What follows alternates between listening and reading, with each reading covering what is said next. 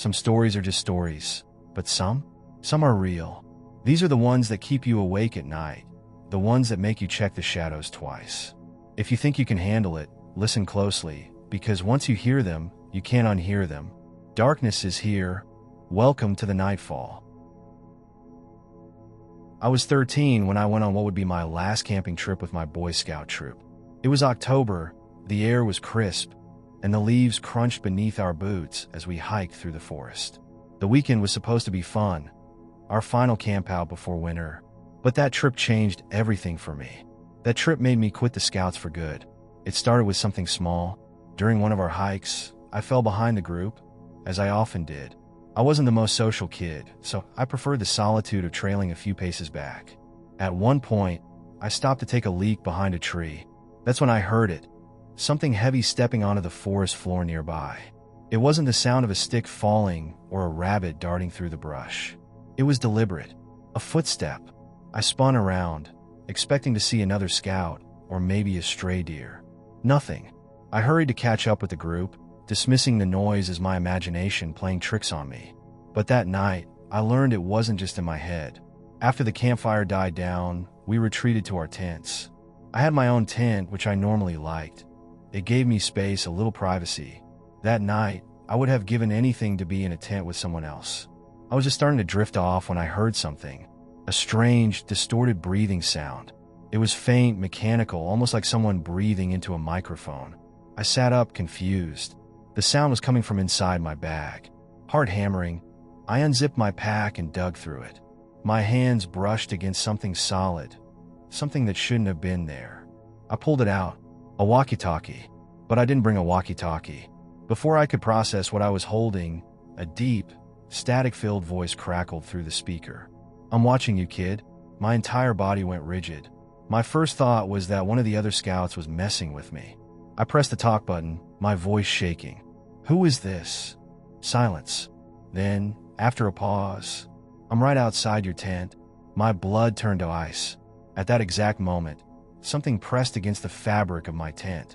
A large, deliberate push like a hand pressing inward. I screamed. The thing outside ran. I heard heavy footfalls pounding through the leaves, retreating into the woods. My scoutmasters rushed over, unzipping my tent and shining their flashlights in my face. I was shaking so badly I could barely explain what happened. They searched the area, but no one found anything. None of the other kids admitted to bringing a walkie-talkie. None of them claimed responsibility for the prank. The scoutmasters lectured the troop, warning against scaring each other, but I knew it wasn't one of them. Because when I turned the walkie-talkie over in my hands, I saw that the batteries had been removed. And yet somehow, it had still worked. We packed up and left the next morning. I never went camping again. When I was 15, I went on a weekend camping trip with my Boy Scout troop. I had been in the Scouts for years and was no stranger to roughing it in the wild, but nothing had prepared me for what happened that night. Our scoutmaster, Mr. Davis, led us through a dense forest to our campsite just before sunset. After pitching our tents and gathering around a roaring fire, he announced that we'd be taking a night hike, his way of teaching us navigational skills in the dark. Some of the younger scouts were nervous, but Mr. Davis assured them that as long as we stayed together and made noise, nothing in the woods would bother us.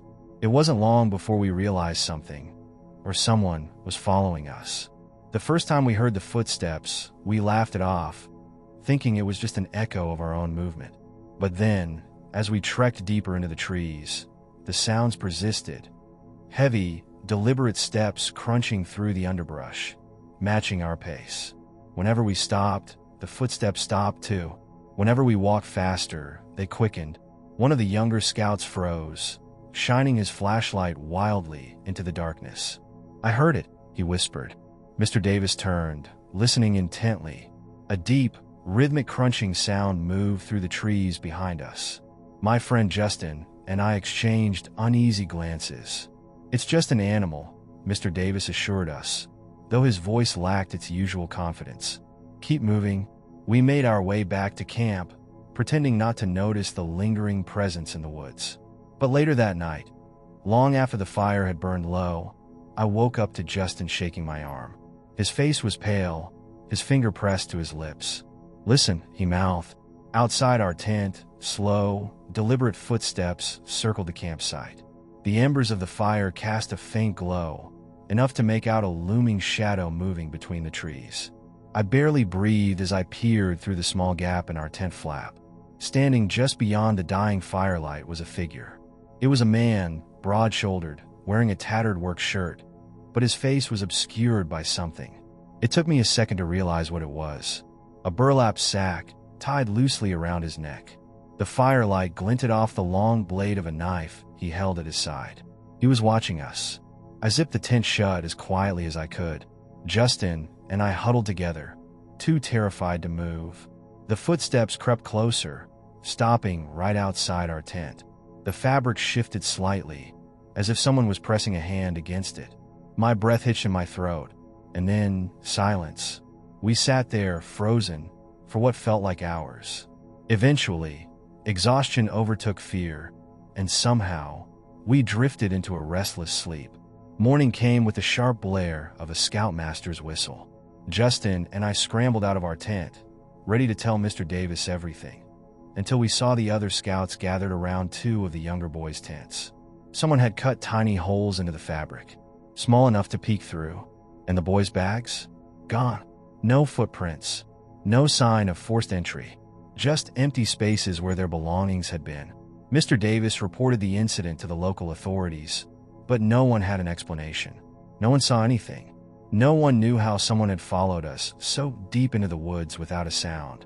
The next trip was canceled. Some parents pulled their kids out of the troop entirely. Justin and I never talked about it again.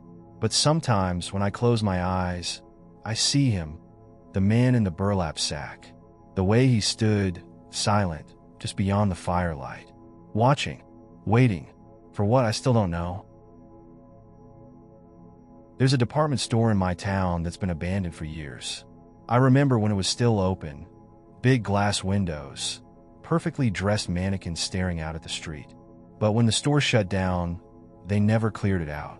The shelves are still there, the registers too, and the mannequins. They stand frozen behind the dusty glass, untouched, unmoved. Except sometimes, they do move. It started when I was walking home one evening. The store sits on the corner of an empty street, its windows grimy from years of neglect. I don't know why I looked, but as I passed, my eyes flicked toward the mannequins, and one of them was facing the wrong way. They were always arranged in neat little displays, looking forward. But this one, its head had turned toward the street, toward me. I stopped walking. Maybe I was imagining it. Maybe someone had broken in and messed with them. I took a step closer to the glass, squinting through the dust. That's when I saw its hand, pressed flat against the inside of the window. I bolted. The next day, I convinced myself it had just been a trick of the light.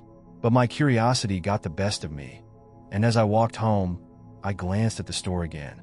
The mannequin was still there, still facing the window, but this time it was closer. Over the next week, I started checking every time I passed by.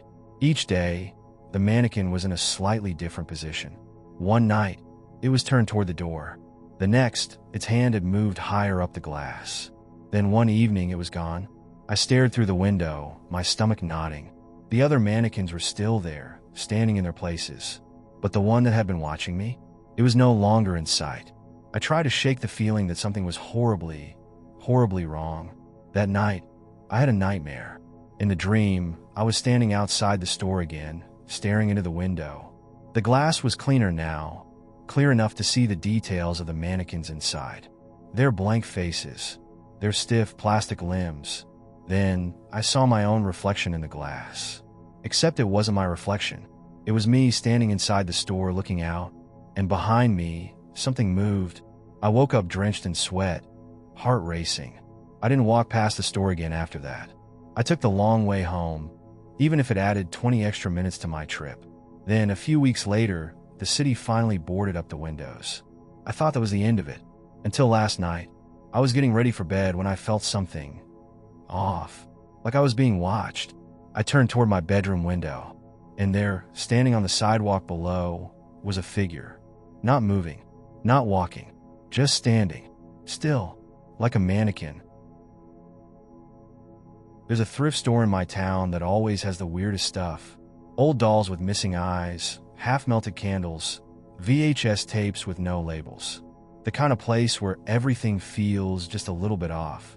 A few weeks ago, I was digging through a pile of electronics when I found an old camcorder. It was bulky, the kind from the early 2000s, with a flip-out screen and a tape already inside. It was cheap, only $10, so I bought it. When I got home, I popped the tape out to check it. It was unmarked, just a dusty black cassette. Curious, I put it back in, flipped the screen open, and hit play. At first, it was just static. Then the video kicked in. It was footage of an empty room, dim lighting, a bare floor, white walls, no furniture, no windows, just an old wooden door in the background. The camera was shaky, like someone was holding it but trying not to move. And then, after a few seconds, the door creaked open. The screen went black. I felt a chill crawl up my spine. The footage had been recorded over, but something about it unsettled me. It didn't feel like an accident. It felt intentional. Then I noticed something weird. The red recording light was still on. The camcorder was still recording. I hadn't pressed record. The lens was pointed at me. I flipped the screen around to see what it was capturing. For a second, it showed my face, just me sitting on my bed, staring at the screen. Then, the image glitched, and suddenly, behind me, there was something else. A shadow. Tall. Wrong. Too close. I whipped around, but there was nothing there. My heart was pounding.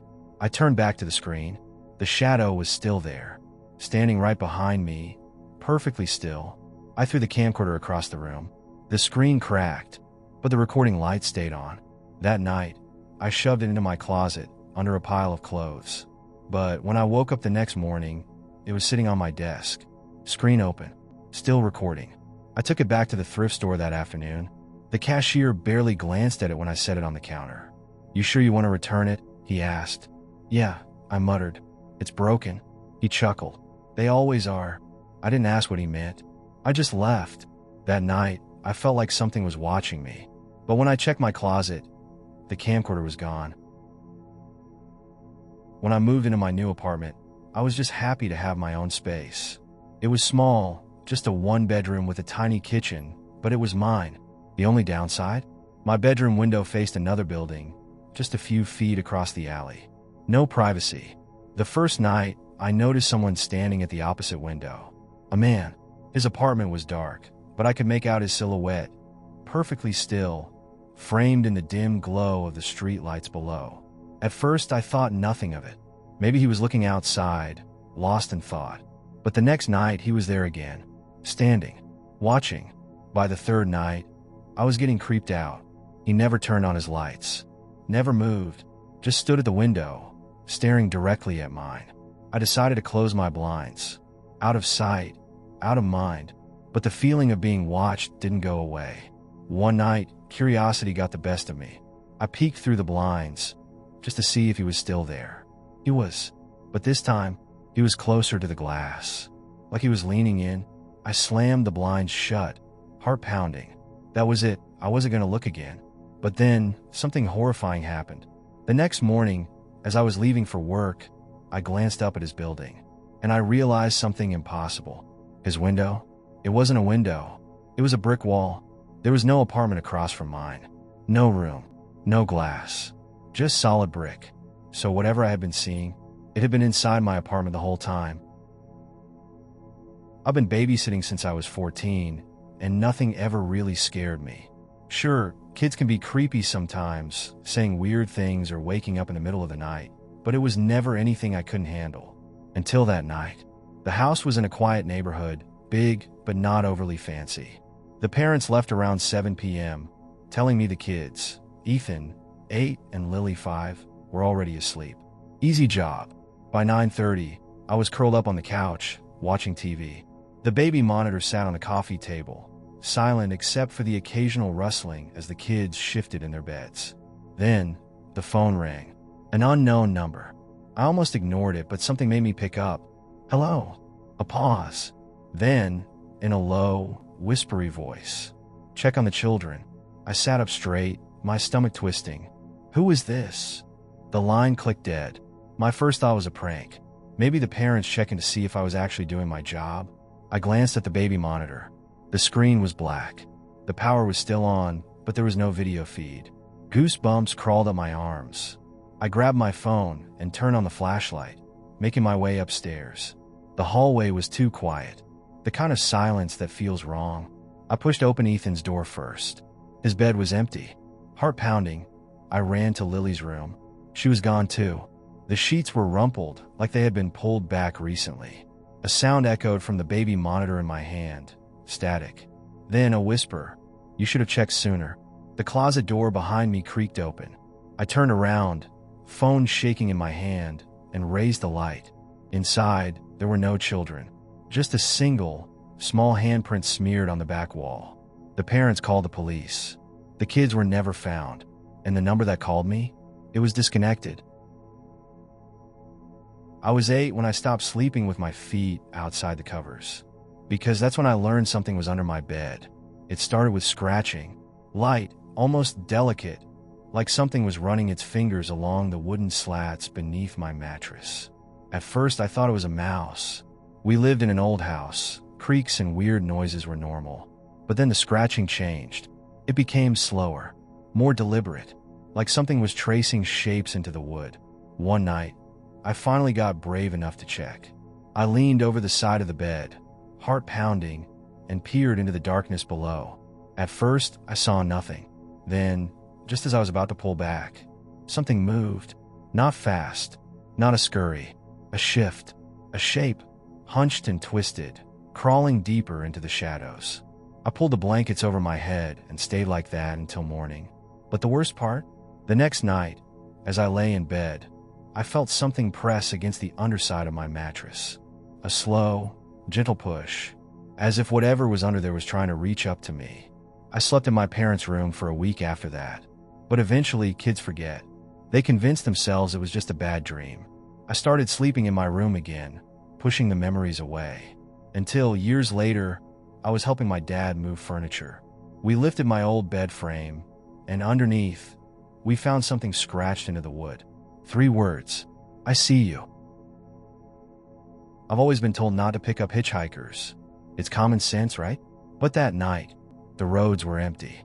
It was nearly 2 a.m., and I was driving through the middle of nowhere. Just long stretches of highway, no gas stations, no houses, just darkness and road. That's when I saw him.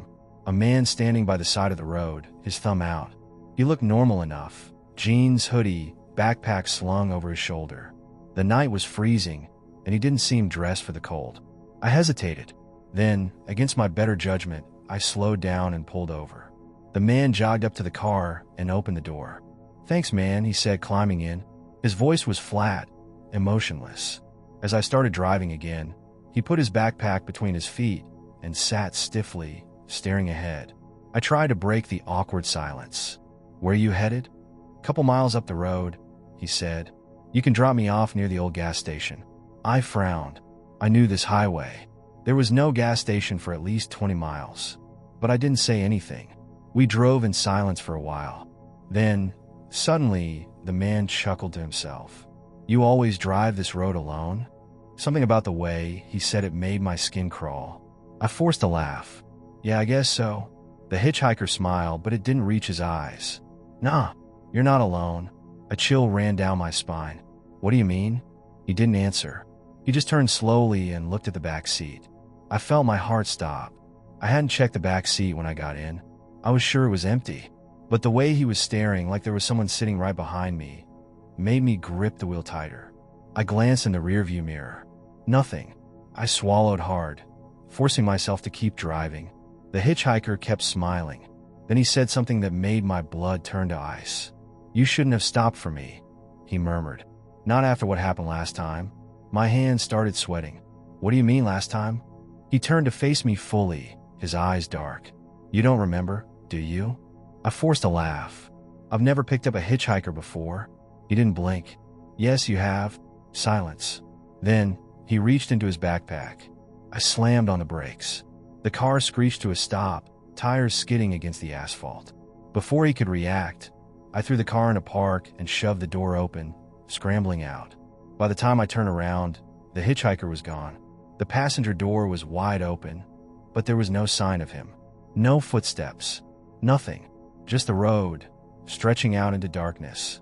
I got back in my car and floored it. I didn't stop driving until I was miles away. But as I reached for my phone to check the time, my fingers brushed against something cold in the cup holder. A key, one I didn't recognize, attached to a motel keychain, with a date written on the tag. From 5 years ago. I checked my GPS, and my stomach dropped. That old gas station he mentioned, it burned down 5 years ago, and I had been there when it happened. But I don't remember that night, and I don't know why. It started with an estate sale. One of those big old houses where everything is up for grabs. Furniture, clothes, even the weird junk in the attic. My friends and I were just looking for something cool, something vintage. That's when we found the camera. An old Polaroid SX-70, sitting in a dusty box of forgotten things. The leather casing was cracked, the lens smudged, but when we checked inside, there was still film left. It felt like a steal. $10, and it was mine. We decided to test it out right away. I took a picture of my friend Jake, standing in the hallway. The camera word spat out the film, and we waited for it to develop. As the image faded in, Jake frowned. Did you move? I asked. He shook his head.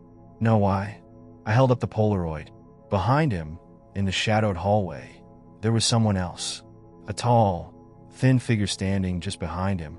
Face blurred, body slightly transparent. None of us had seen anyone there when I took the picture. We told ourselves it was a trick of the light, some kind of weird film issue. But we couldn't shake the uneasy feeling. We took another picture, this time of my friend Emily sitting on the porch. When the film developed, my stomach dropped. The same figure was there again, closer this time, standing just behind her shoulder. Okay, this is seriously creeping me out, Emily muttered, rubbing her arms. What the hell is that? None of us had an answer. I decided to take one more picture, this time of the empty hallway inside the estate sale house, just to prove to myself that it was nothing. The film slid out, and we waited. The image faded in, and there it was, the figure. But now, it wasn't standing in the background. Now, it was facing the camera directly, and this time, its face wasn't blurred. It was smiling. I dropped the photo. We left the estate sale in a hurry, dumping the camera in the first dumpster we could find. I didn't want to take any more pictures. That night, as I was getting ready for bed, my phone buzzed. A notification. One new photo saved to your gallery. I hadn't taken any pictures.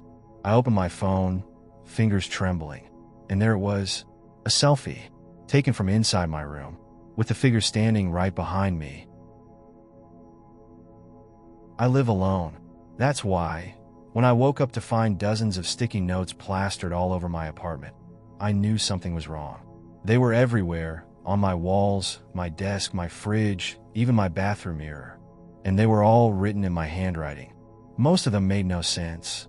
Random words, half-finished sentences, scrambled thoughts. Don't forget the light. Check under the bed. It knows you're awake. Some of them were even stranger. Your eyes aren't yours. The closet, not empty. Don't let it see you reading this. I stood there, groggy, confused. My first thought was that maybe I had written them in my sleep. But I'd never sleepwalked before, never had a history of writing things unconsciously. And some of the messages, some of them weren't quite my handwriting. They were close, too close, but not exactly right. As if someone else had tried to copy it. I walked to the kitchen, my pulse still slow with morning haze. I reached for the coffee pot, but a sticky note on the fridge caught my eye. Check your phone. I swallowed. My phone was on the counter, exactly where I'd left it the night before.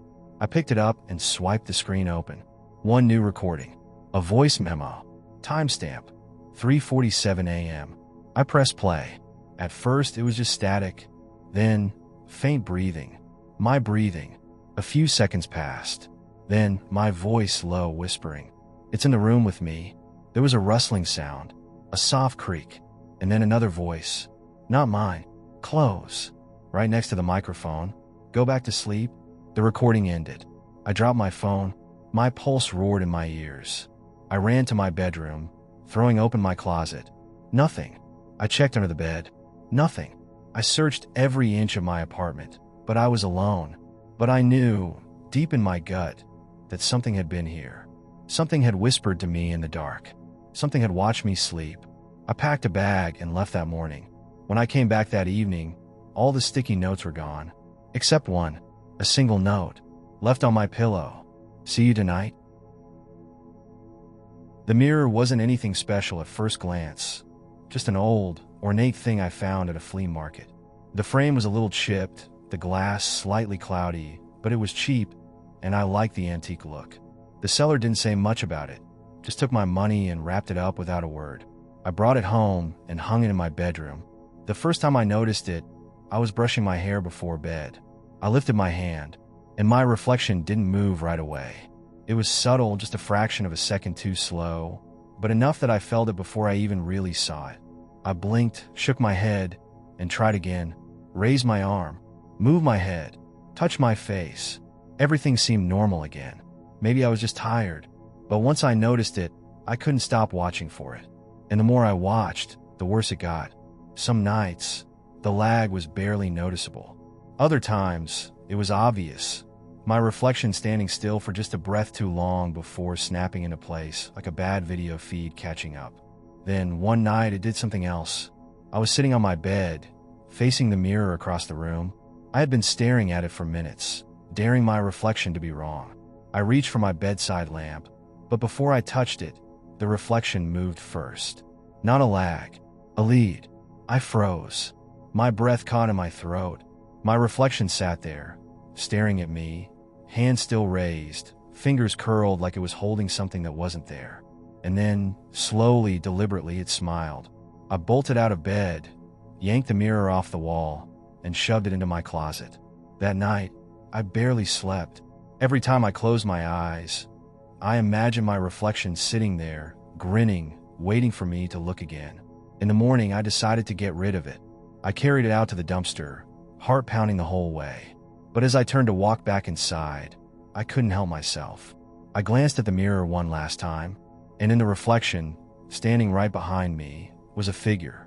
Not me, not anything human. I ran inside and slammed the door. When I went back later to check, the mirror was gone. I don't know who took it. I don't want to know. I just hope they never stop watching their reflection, because one day, it might watch them back. It was just a cheap roadside motel, the kind where the neon sign flickers and the carpet smells faintly of cigarettes. I was exhausted, driving cross-country, and I needed a place to crash for the night. The guy at the front desk barely looked at me as he handed over the key. "TV's kinda old," he muttered. "Might be some static." I didn't care. I just wanted a bed. The room was exactly what I expected. Stained wallpaper, a buzzing light fixture, an old boxy TV bolted to the dresser. The kind with no remote, just chunky buttons on the front. I tossed my bag onto the bed, kicked off my shoes, and pressed the power button on the TV. At first, just static, a gray, crackling mess across the screen. Then it flickered, and the image came into focus. It was my room. On the screen, I could see my bed, the dresser, the TV itself, staring back at me.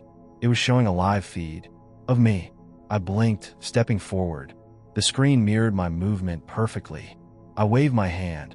The image waved back. I frowned. There was no camera. I turned, scanning the ceiling, the walls. Nothing. Just the TV, showing a perfect, real-time view of my room from a slightly higher angle, as if someone were watching from the corner of the ceiling.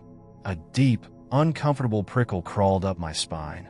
Maybe it was just a weird motel security thing, a built-in camera or a leftover feed from an old system.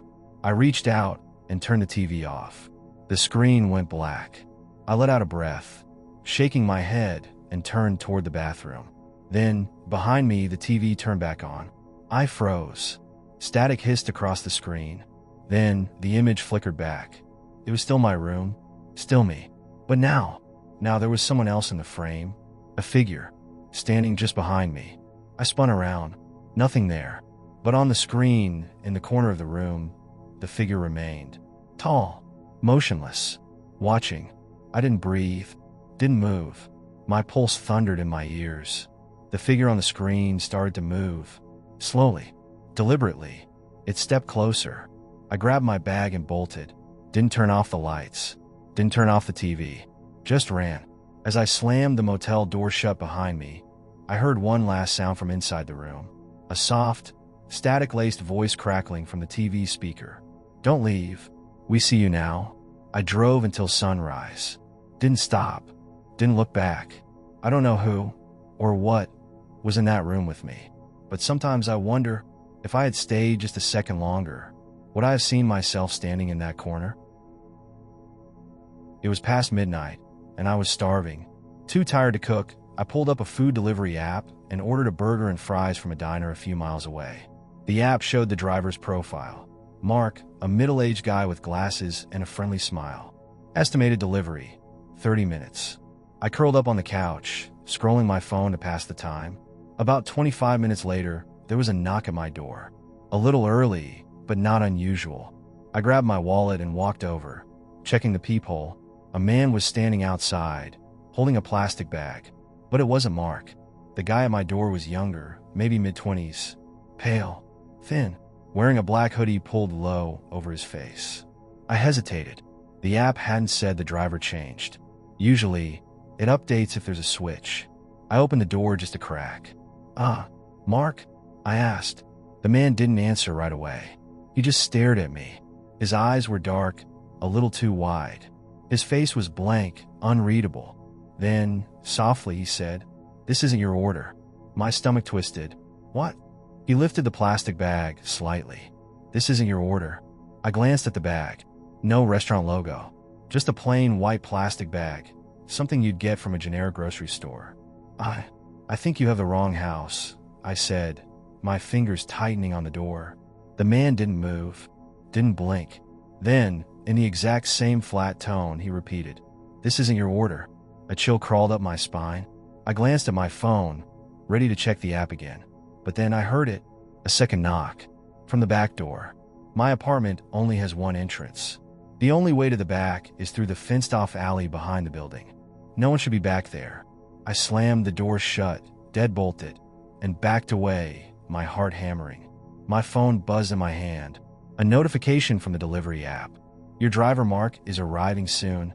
I felt ice in my veins. The man at my door wasn't Mark, and he was still there. A soft, deliberate tap against the door. "This isn't your order." I didn't sleep that night. By morning, he was gone, but I never ordered food at night again. And sometimes, even now, when I hear a knock at my door after dark, I swear I can still hear that voice in my head. "This isn't your order." I always lock my bedroom door before bed. It's a habit, one I've had for years. That's why, when I woke up in the middle of the night and saw my door wide open, I knew something was wrong. The hallway outside was dark, silent. I sat up, rubbing my eyes, trying to shake the thick fog of sleep. Maybe I forgot to lock it? Maybe the latch didn't catch? Then I saw it, lying in the middle of my room, just a few feet from my bed. A key, not one of mine. I swallowed hard, my pulse starting to pound. It was old, longer than a normal key, with an ornate, curved bow.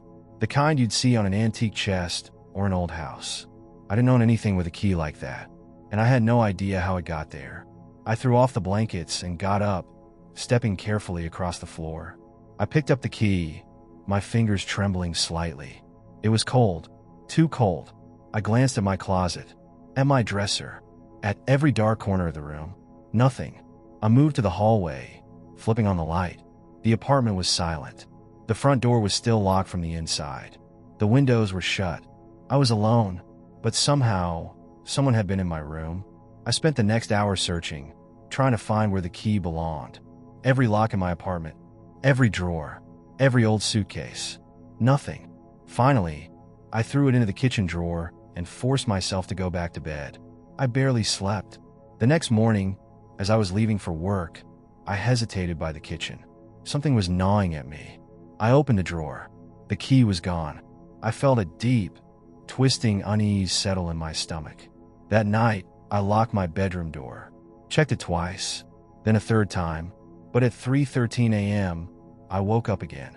The door was open, and on the floor, the key was back. I got a new phone number last month. I didn't think much of it at first, just one of those little annoyances when you switch providers.